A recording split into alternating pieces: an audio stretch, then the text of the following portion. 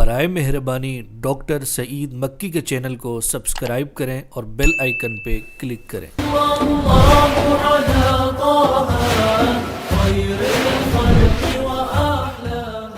الحمد للہ رب العالمین والصلاة والسلام علی خاتم النبیین وعلى آلہ واصحابہ اجمعین وبعد۔ اعوذ باللہ من الشیطان الرجیم بسم اللہ الرحمن الرحیم۔ ما كان محمد ابا احد من رجالکم ولكن رسول اللہ وخاتم النبیین۔ صدق اللہ العظیم۔ وقال النبی صلی اللہ علیہ وسلم انا خاتم النبیین لا نبی بعدی۔ صدق رسول اللہ صلی اللہ علیہ وسلم۔ سامعین و ناظرین، اس سے پہلے ایک مجلس میں ہمارا عنوان تھا آیت توفی عیسوی نص ہے حیات عیسیٰ میں۔ آج ہمارا عنوان ہے آیت خاتم النبیین نص ہے مشرکین مکہ کے مطاعن اور اعتراضات کی رد میں، مگر یہ آیت قطعی الثبوت اور قطعی الدلالت ہے عقیدہ ختم نبوت میں۔ میں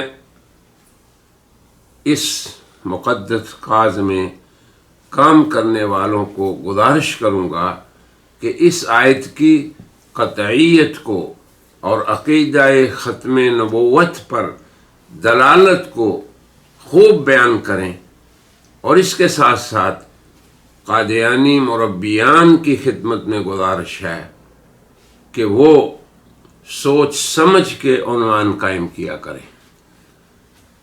پہلے انہوں نے ایک عنوان قائم کیا تھا کہ رفع عیسوی جسم کے ساتھ آسمان میں یہ غیر قرآنی عقیدہ ہے، تو سوچ لیں کہ ہم نے ثابت کیا کہ یہ عین قرآنی عقیدہ ہے۔ توفی کا لفظ قرآنی لفظ ہے، اس قرآنی مفہوم کے اسلامی معنی ہیں جن کو ہم نے مستقل طور پہ بیان کیا، تو لوگوں کو یہ موٹی موٹی اصطلاحات کے ذریعے گمراہ کرنا چھوڑ دیں،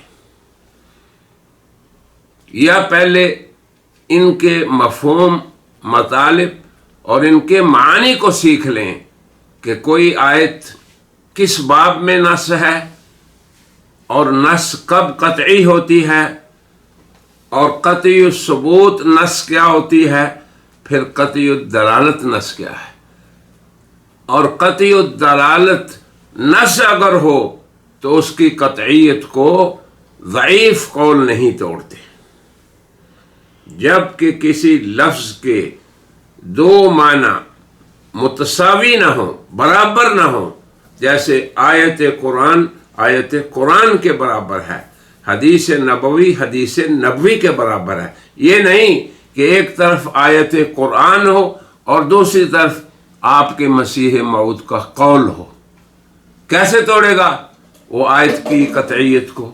یا دوسری طرف کسی ضعیف انسان کا قول آپ لے آئیں، ضعیف قول، مردود قول، وہ قول جو مفسرین اس لیے نقل کرتے ہیں کہ اس پہ رد کریں، اس قول کو آپ اپنی حجت بنا لیں۔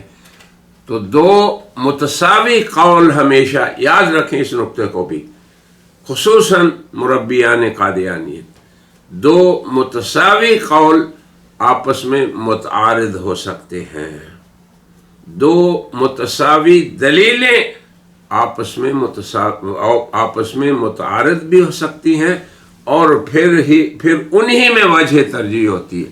یہ نہیں کہ ایک طرف اللہ کا قول ہو اور دوسری طرف آپ کے کسی مسیح موعود کا قول ہو اور آپ کہیں کہ جی یہ قرآن کے مقابلے میں ہے۔ جیسے آپ لوگ کہتے ہیں کہ حضرت مسیح موعود کی مہدویت کو بھی قرآن نے بیان کی ہے اور مسیحیت کو بھی قرآن نے بیان کی ہے. تو جب مسلمان آپ سے آیت مانگتے ہیں تو پھر آپ ایسا قول واہی لے آتے ہیں جس کا قرآن سے کوئی تعلق نہیں. وہ جی وآخرین منہم میں آیا ہوا ہے. تو یاد رکھیں آپ کا یہ دجل اس دور میں انشاءاللہ نہیں چلے گا اور نہ ہم چلنے دیں گے. تو اب آپ آج کے موضوع کی طرف آئیں. نص کا مطلب آپ اچھی طرح سمجھ گئے، بلکہ یاد رکھیں کہ نص سے مختصراً مراد وہ ہوتا ہے جو متکلم کے قول کا مقصود اصل ہو. بس نص لفظوں میں کسی اضافے کا نام نہیں ہے، بلکہ متکلم کے قول کے مقصود کو سمجھ جانا، کس موقع پہ اس نے یہ بات کہی، کس مقصد کے لیے کہی. صرف اتنی بات جان لینا اور اتنا سمجھ لینا یہ نص کے مفہوم کو سمجھنے کے لیے کافی ہے. تو آج کی جو آیت ہے ہم آپ اس پہ دو طرح سے کلام کریں گے. ایک تو لفظ خاتم بغیر اضافت کے، بغیر خاتم النبیین کے، لفظ خاتم عربی زبان میں، عربی لغت میں اس کے کیا معنی ہے. اور دوسرا لفظ خاتم النبیین، اس نبیین کے اضافت کے ساتھ پھر اس کا مفہوم کیا بنے گا. اور اس آیت کو متکلم نے، اس آیت کے متکلم اللہ جل جلالہ نے، ان کا کیا مقصد تھا، کس موقع پہ یہ آیت نازل ہوئی، یہ نص کس لیے فرمائی گئی قرآن کریم میں. اس لیے میں ہمیشہ آپ حضرات سے یہ گزارش کروں گا کہ اس آیت کی تفسیر کو سمجھنے کے لیے پہلے یہ سمجھیں کہ یہ آیت کس باب میں نص ہے، یہ کیوں آئی ہے. اور قرآن کریم میں اکثر آیات کا شان نزول ہم لوگ حدیث سے تلاش کرتے ہیں، کیونکہ قرآن اور حدیث، قرآن اور اس کا بیان، قرآن اور محبت قرآن دونوں لازم و ملزوم ہیں. تو اکثر حدیث میں ہم قرآن کے شان نزول کو تلاش کرتے ہیں. مگر یہ آیت خاتم النبیین اتنی محکم ہے اپنے مضمون میں اور عقیدہ ختم نبوت کے بیان میں کہ اس آیت کا شان نزول بھی قرآن ہی میں بیان ہوا ہے. دیکھو کتنا عظیم اور مقدس یہ عقیدہ ہے کہ اس کا شان نزول بھی قرآن ہی میں بیان ہوا ہے. تو اب ہم نے آپ کو بتایا کہ ایک تو ہم خاتم کے لغوی معنی پہ بحث کریں گے اور ایک ہم اس آیت کے نص ہونے کے بارے میں یا یوں سمجھیں کہ اس کی شان نزول کو بتائیں گے. تو ہم آغاز کرتے ہیں اس لفظ خاتم کے معنی پہ تاکہ کوئی آپ کو دھوکہ نہ دے سکے. یاد رکھیں کہ یہ لفظ خاتم اور خاتم، تا کا فتحہ تا کا کسرہ، یہ 5 معانی میں دونوں مشترک ہیں. یاد رکھیں آپ، ایک انگوٹھی جو انگلی میں پہنی جاتی ہے، اور دوسرے خاتم، یہ ہر انسان کی گدی میں ایک گڑھا ہوتا ہے چھوٹا سا، اس کے معنی میں خاتم اور خاتم. اور تیسرے یہ جو کھر ہوتے ہیں گھوڑے کے، ان کی سفیدی کے لیے. اور پھر مہر جو ہوتی ہے، اور ایک ہر کام میں آخری ہونا. یہ دیکھیں یہ مشترک ہیں دونوں میں. ایک معنی ہے جو لفظ خاتم کے ساتھ خاص ہے، ختم یختم ختمن، اس میں فاعل خاتم، ختم کرنے والا. یہ خاتم کے معنی میں نہیں، خاتم میں ہے. اور دوسرا ہوتا ہے معنی مہر کا نقش. یاد رکھیں یہ مہر لگائی تو نیچے جو نقش ہے یہ خاتم کا معنی ہے. مہر لگانے والا اللہ اگر ہو اور نبیوں پہ مہر لگیں تو پھر اس کا نقش جناب رسول اللہ. بہرحال اب ہم اس پہ یہ لغوی بحث کرتے ہیں کہ خاتم کے یہ معانی خاتم اور خاتم میں مشترک بھی ہیں کچھ معنی، اور کچھ خاص خاتم کے ساتھ ایک معنی ختم کرنے والا، اور دوسرا خاتم کے ساتھ یعنی مہر کا نقش ہے. اب آ جائیں کہ جب یہی لفظ خاتم مضاف ہوگا کسی کی، اب آپ پہلا معنی یہ یاد رکھیں کہ افضل کا لفظ خاتم یا خاتم کے معنی میں شامل نہیں، یہ اس کا حقیقی معنی نہیں. یہ نقطے کو بھولنا نہیں آپ نے، کیونکہ قادیانیت کے دجل کو توڑنے کے لیے یہ معنی یاد رکھنا ضروری ہے کہ جو الفاظ جو معانی خاتم اور خاتم کے ہم نے بیان کیے ہیں یا لغت کی کتابوں میں مذکور ہے. مفتی محمد شفیع صاحب رحمۃ اللہ علیہ کی ایک کتاب ہے ختم نبوت، اس کے اندر حضرت مفتی صاحب نے چارٹ بنایا ہے ان دونوں لفظوں کے معنی کا. چارٹ، ایک طرف خاتم تاکہ کسرے سے لکھا ہے، ایک طرف خاتم تاکہ فتح، اور پھر نیچے مشترکہ معنی لکھے ہیں. پھر آگے چھٹا اور ساتواں یعنی جو خاتم کے ساتھ خاص ہے، جیسے میں نے کہا ختم کرنے والا، اور جو خاتم کے ساتھ خاص ہے وہ اس میں بھی آپ دیکھ سکتے ہیں، تاکہ اس آیت میں قادیانی دجل سے باز رہیں. نہ کہیں کہ آیت خاتم النبیین عقیدہ ختم نبوت میں قطعی نہیں. یہ آج کے بعد سمجھ لیں، اور پہلے ہمارے اکابر کے دور میں بھی انہوں نے بڑی محنتیں کی اور سمجھایا آپ کو، مگر آج ہمارے دور میں میڈیا کا دور ہے، آپ کے دجل کو یہ میڈیا چھپنے نہیں دے گا، یاد رکھیں آپ بھی. تو اب آپ آ جائیں کہ یہی لفظ جب مضاف ہو جائے خاتم النبیین، اب لمبی بحث نہیں میں کروں گا تاکہ مسئلہ ختم نبوت بھی سمجھ میں آ جائے اور اس آیت کی تفسیر بھی، اور پھر جو دائی حضرات ہیں آج کے بعد کوشش کریں کہ اسی طرح عوام میں اس تفسیر کو بیان کیا جائے. تو اب خاتم کا لفظ اگر مضاف ہو جائے گا النبیین کی طرف تو یہاں پہ کچھ معنی خود بخود ساکت ہو جائیں گے. النبیین کا جب خاتم مضاف ہوگا تو یہ گردن کی گدی بھی نہیں آئے گی، گھوڑے کے کھر بھی نہیں آئیں گے، پھر اللہ آپ کا بھلا کرے یہ انگوٹھی بھی نکل جائے گی، تو مہر بھی چلی گئی، یا اگر آپ رکھنا بھی چاہیں تو ہمیں کسی پہ اعتراض نہیں. تو کچھ معنی خود بخود نکل جاتے ہیں اور کچھ باقی رہیں گے. پھر نبی کریم صلی اللہ علیہ وسلم جو محبت قرآن ہیں ان کا بیان ان پہ مہر تصدیق لگائے گا. یاد رکھیں آپ بھی، افضل کہیں بھی نہیں آیا خاتم کے معنی میں. یہ ایک دھوکہ ہے قادیانیت کا کہ جی ہم افضل مانتے ہیں. تم افضل اس لیے مانتے ہو تاکہ اپنے آخری ہونے کے عقیدے کو چھپا سکو، اور جی ہمارے تو مہدی کیا وہ جو خلیفہ صاحب ہیں وہ بیعت کرتے ہیں خاتم النبیین پہ. یہ بھی دھوکہ ہے کہ تم اس معنی میں نہیں مانتے جس میں اللہ نے اس آیت کو نازل کیا، اپنے معنی میں مانتے ہو جس میں تم آپ کی آخریت کے منکر ہو جاتے ہو. یاد رکھیں آپ بھی کہ لفظ خاتم جب النبیین کی طرف مضاف ہو گیا تو وہ بھی اس کے معنی کو معین کرنے میں ہماری مدد کرے گا. تو رہ جائے گا خاتم اور خاتم، دونوں قراتیں مسلسل ہیں. تو اگر خاتم ہوگا جیسے کہ روایت حفص میں ہے تو خاتم کا معنی ان معانی میں النبیین کے ساتھ رہ جائے گا، نبیوں کی مہر اور نبیوں کے آخری، بس باقی سب خود بخود ساکت ہو جائیں گے. مضاف علیہ ساکت کر دیتا ہے. اور خاتم اگر ہوگا تو اس میں بالکل صاف ہے کہ ختم کرنے والے.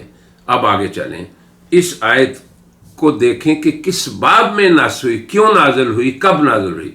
اب اس بات کو سمجھیں تو ہمیشہ قرآن کا سباق السیاق یہ بتاتا ہے، یہ نہیں ہے کہ لا تقربوا الصلاۃ کو آپ پڑھ لیں اور اس کے پہلے کو چھوڑ دیں. اب دیکھیں اس آیت سے پہلی آیت بلکہ خاتم النبیین کی آیت کے جو 3 محتویات ہیں، پہلا یہ کہ کسی مرد کے باپ نہیں، دوسرا یہ لیکن رسول اللہ ہے، اور تیسرا خاتم النبیین، ان تینوں جملوں کو، ان تینوں لفظوں کے جوڑ کو بھی آپ سمجھیں گے اگر آپ اس کے شان نزول کو جان لیں گے۔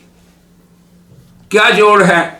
کسی مردوں کے باپ نہیں تم میں سے، لیکن ہے اللہ کے رسول اور خاتم النبیین، ان تینوں چیزوں کا آپس میں کیا جوڑ ہے، یہ بھی آپ سمجھیں گے اگر اس کے شان نزول کو اور کس باب میں یہ نص ہے یہ سمجھیں گے۔ اکثر حضرات صرف اس آیت ہی کو بیان کرتے ہیں، اور میں اکثر اپنے طلباء اور شاگردوں کو کہتا ہوں کہ ہمیشہ اس آیت سے پہلی آیت بھی ساتھ ملا لیا کریں، جیسے مکروا ومکر اللہ، آیت توفی عیسوی کو بیان کریں تو یہاں سے شروع کریں، مکروا ومکر اللہ سے۔ ایسے ہی اگر آپ آیت خاتم النبیین کو اپنے عوام اور خواص کو سمجھانا چاہیں گے تو اس سے پہلی آیت کو بھی ملا لیا کریں، چونکہ شان نزول قرآنی آیت کے مقصود کو بیان کر دیتا ہے۔ یہ بھی امام سیوطی نے لکھا ہے، سیوطی بھی قادیانیت کے ہاں مجددین میں ہے۔ میری نصیحت ہے قادیانیوں کو کہ اپنے مجددوں کی بات کو مان لیا کرو۔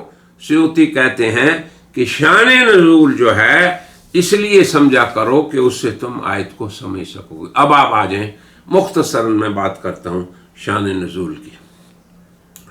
اس سے پہلی آیت اللہ تعالی اس آیت کے سیاق یا سباق میں فرما رہے ہیں وَإِذْ تَقُولُ لِلَّذِي أَنْعَمَ اللَّهُ عَلَيْهِ، جب آپ فرما رہے تھے اس شخص کو جس پہ اللہ نے انعام کیا، وَأَنْعَمْتَ عَلَيْهِ، اور آپ نے انعام کیا۔ آپ سب کو پتہ ہے کہ حضرت زید جناب رسول اللہ کے لے پالک غلام تھے، آپ نے بیٹوں کی طرح انہیں پالا تھا۔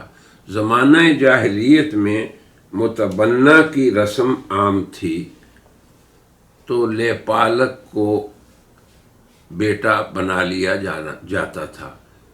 اللہ تعالیٰ اس رسم کو توڑنا چاہتے تھے، یہاں اس چیز کو بھی یاد رکھیں۔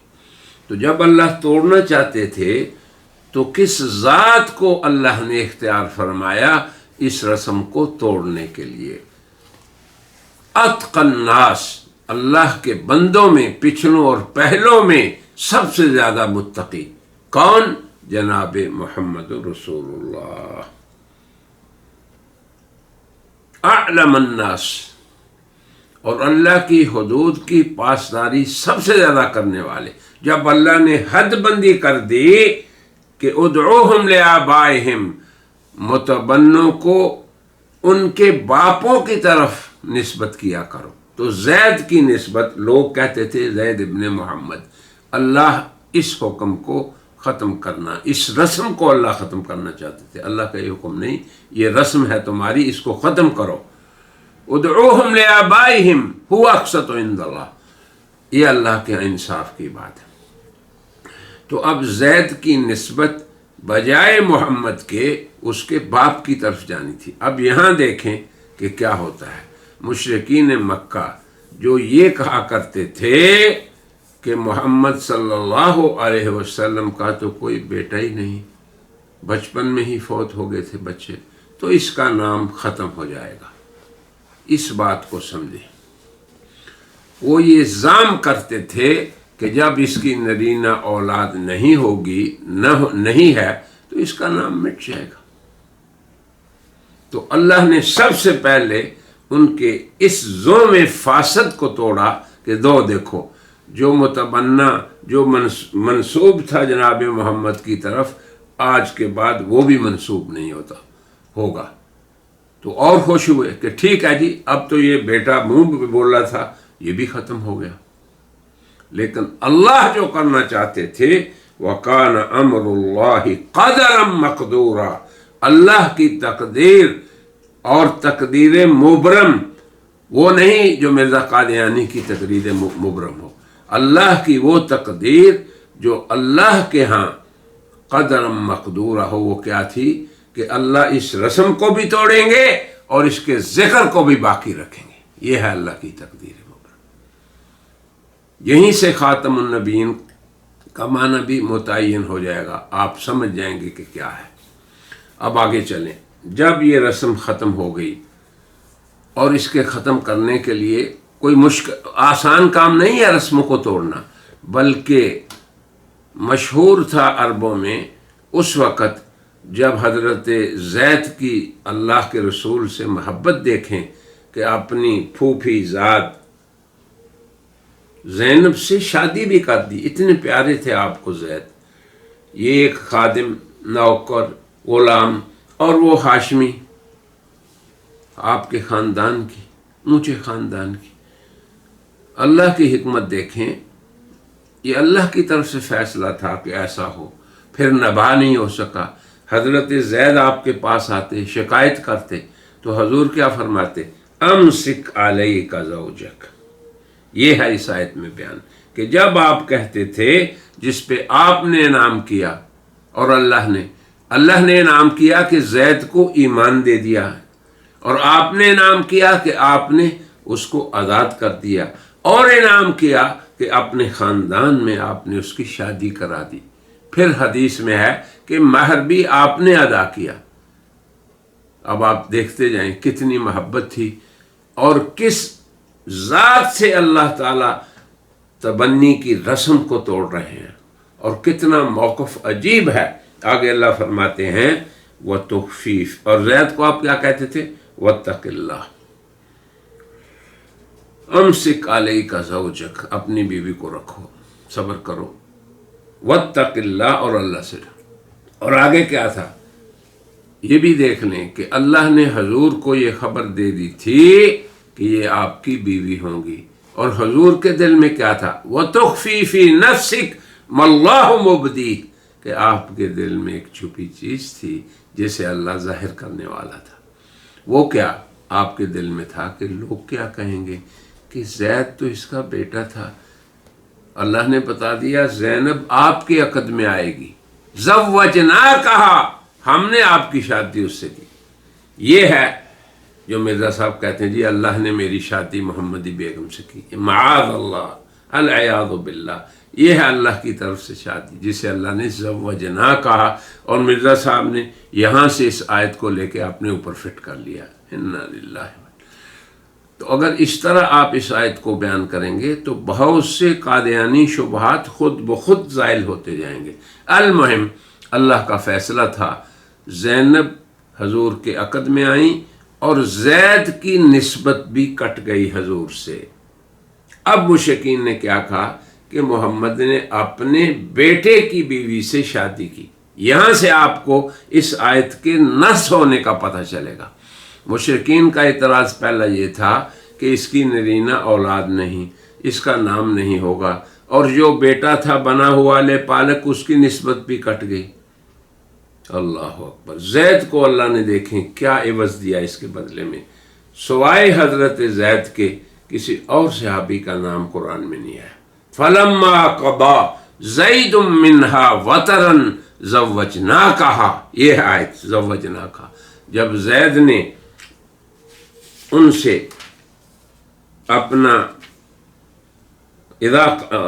اپنی فلما قضا زید منہا وطرن زوجناکہا، جب حضرت زید اور ان کے درمیان فیصلہ ہو گیا تو پھر کیا ہوا کہ ہم نے آپ کی شادی ان سے کی. یہ ہے زوجناکہا، جہاں سے مرزا صاحب لے لیتے ہیں انا للہ و انا الیہ راجعون. اب اللہ کے فیصلے پختہ ہوتے ہیں. اللہ نے فیصلہ فرمایا کہ زینب کی شادی حضور سے ہوگی، ہوئی یا نہیں؟ مرزا صاحب نے کہا کہ محمدی بیگم میرے عقد میں آئیں گی، ہوئی، آئیں. یہیں سے سمجھ لیں کہ ہر مدعی یہ نبوت کا ذاب و دجال ہے. بہرحال یہ بہت سی چیزیں آپ کو آتی رہیں گی، بات لمبی نہ ہو جائے. میں آپ کو سمجھا رہا ہوں کہ یہ آیت کس باب میں نص ہے اور کس مسئلے میں قطعی الثبوت اور قطعی الدلالت ہے. آگے کیا ہوا؟ جب اللہ پاک نے یہ فیصلہ فرما دیا کہ زینب حضور کی بیوی ہوں گی، تو اب مشرکین کا ایک دوسرا اعتراض تھا کہ دیکھیں جی بہو کی اپنی بہو سے شادی کر لی۔ اسے رسول اللہ صلی اللہ علیہ وسلم کے بارے میں فرمایا اللہ نے کہ آپ دل میں یہ سوچتے ہوں گے، مگر وہ تو اللہ کے اتقی الناس بندے تھے، انہوں نے اللہ کے حکم کی تعمیل کی۔ اور یاد رکھیں کہ اس حکم کی تعمیل کے لیے صرف محمد رسول اللہ میں ہی جرأت تھی۔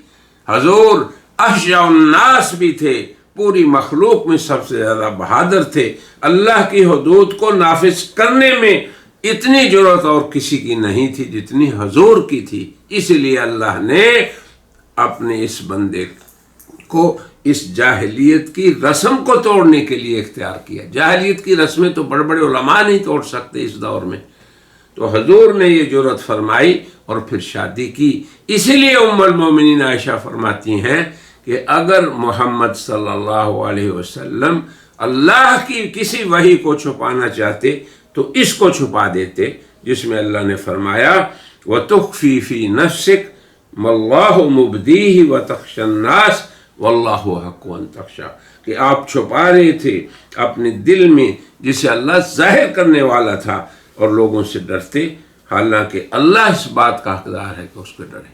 تو اللہ سے تقوی کی وجہ سے اتقی الناس محمد رسول اللہ تھے، تو انہوں نے حضرت زینب کی شادی کو قبول فرمایا، مگر لوگوں کی پرواہ نہیں کی۔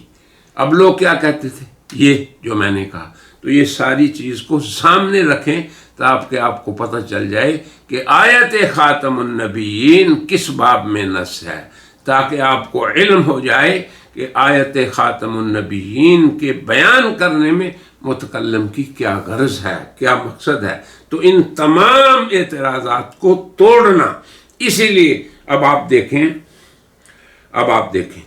آیت کا آغاز ما کان محمد ابا احد من رجالکم، تو جہاں لفظ محمد آ جائے، جیسے اللہ فرماتے ہیں محمد الرسول اللہ، کیا اس محمد سے مراد اور کوئی ہو سکتا ہے؟ یہ ہے نص کا قطعی ہونا۔ یاد رکھیں آپ بھی، میرے صاحب کی طرح نہیں کہ اللہ نے میرا نام محمد بھی رکھا اور رسول بھی۔ اے قادیانیوں، ذرا غور کر لو میری اس گزارش پہ، سوچ لو کہ یہ قرآن کریم میں سب سے بڑی تحریف ہے اور جرأت ہے کہ اللہ کے کلام کو بدلیں، آپ اس کے معنی کو بدلیں، رسول اللہ کی شخصیت کی جگہ اپنے آپ کو لائیں۔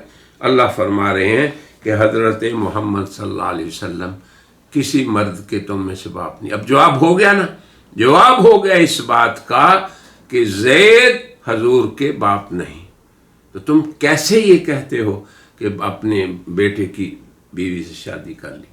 یہ ہے مطلب اس آیت کو اس لفظ سے شروع کرنے کا۔ تو خاتم النبیین صلی اللہ علیہ وسلم کی عزت اور عصمت اور آپ کے مقام عالی کے تحفظ کے لیے اس آیت کو ان الفاظ سے شروع کیا گیا۔ یہ سمجھیں جوڑ ہے اس نفی کا اس بات سے۔ نفی کس چیز کی؟ کہ تمہارے مردوں میں سے کسی کے باپ نہیں۔ یہ نفی کیوں آئی یہاں؟ آگے سنیں، ولیکن، اب یہ لیکن کیوں آیا یہ بھی سمجھ لیں۔ اگر اللہ چاہتے، اگر یہ غرض نہ اللہ کی ہوتی تو سیدھا کہہ دیتے کہ محمد صلی اللہ علیہ وسلم خاتم النبیین ہے۔ یہ نہیں فرمایا۔